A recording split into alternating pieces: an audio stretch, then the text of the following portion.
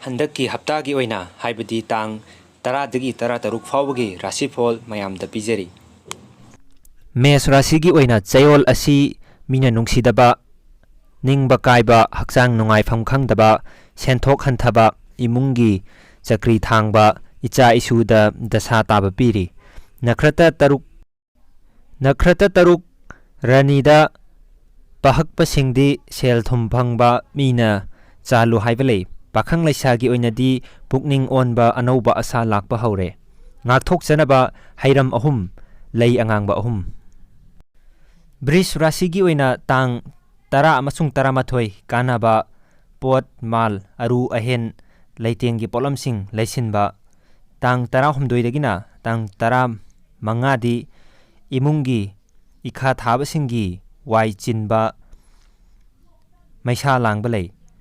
Cell मरम चादना तिंगनी। नखरता मरी दी अकाइबा लैते। पाखंग लैसागी ओइना नुंगसी चानगनी। ngakthokjanaba thambal angangba ahum। मिथुन राशिगी ओइना चयोल असी सुबा नोमबदा माही लिकना फंगनी। अंगमबगी मरी फत्ते। माल संपत्ति मयेंग ताबले। सागैगी ओइनादी सागै नातै मुक्नगनी।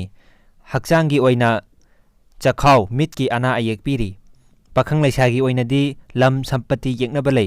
ngakthokjanaba थोइदिंग अमुबा अपराजिता हिगोक ahum। कर्कट राशिगी ओइना तांग 10 दगी 12 अरीबा सेनफम थाजदना फंगबा पीरी। फम काबा अफबा संग फंगनी। अदुगा लम तुगी मरीदा येतनबा पीरी। हक्चांग दी खोंग हाम बनुंगाइतबा लै। नखरता 9 दी सेल थुम तिंगबा पीरी। पाखंग लैसागी ओइनादी मरी मता मतेंगना निंगबा थुंगनी। ngakthokjanaba घी चेंग मचंग ओइबा कच्चबा भई।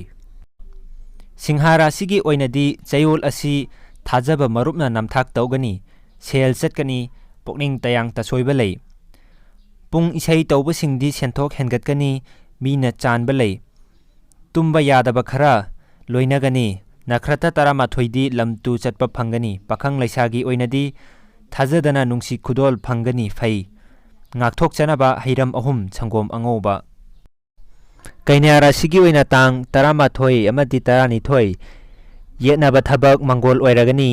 मियामगी मरी हेन फगतकनी। सेनफम खरदी फंगबा लै। इमुंग शांति लेगनी। लमतु चटपा कानगनी। तांग 13 दा अना अयेक लोखलाई तिलाई कांगबा पीरी। पाखंग लैसागी ओइनादी साउनबदगी नुंगसीबा ममल हेंगतली।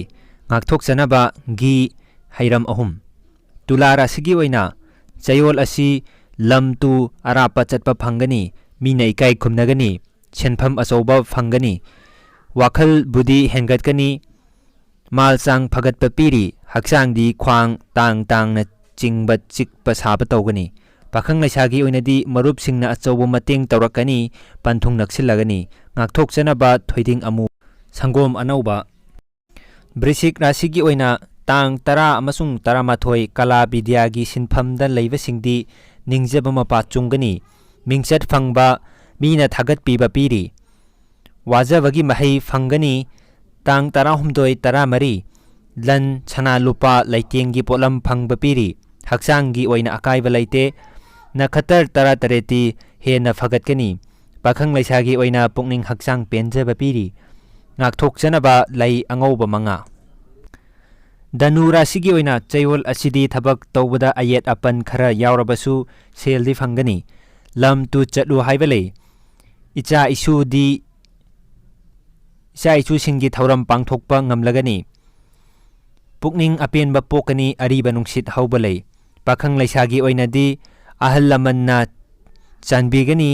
निंगबा मपान थोकलगनी। ngakthokjanaba थंबाल अंगौबा अहुम। मकर राशिगी ओइना तांग 10 अमसुंग 13 थबक तौबदा सेंदोंग फंगनी। मियामगी मरी फगतचबा अनौबा थबक पाइबा मीगा थबक पुनबा कानगनी। लाइबक मपा चुंगनी। नखतर 19 दी कानबा वाटकनी। पुकनिंग चारांगनबा लै। पाखंग लैसागी ओइना नुंगसी मरी फगतचबा लै।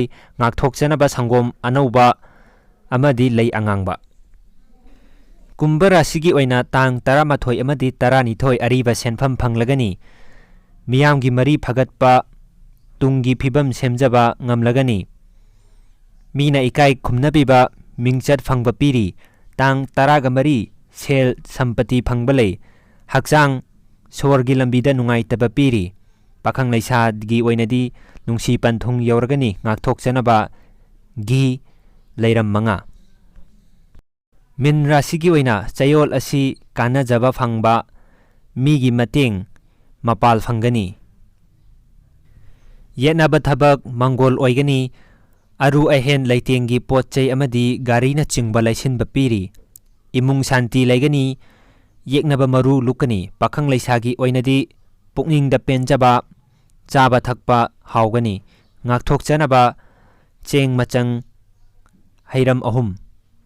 ꯃꯌꯥꯝꯅ ꯆꯦꯅꯦꯜ ꯑꯁꯤꯕꯨ ꯅꯨꯡꯁꯤꯕꯤꯗꯨꯅ ꯁꯕꯁꯀ꯭ꯔꯥꯏꯕ ꯇꯧꯁꯟꯕꯤꯔꯝꯃꯨ.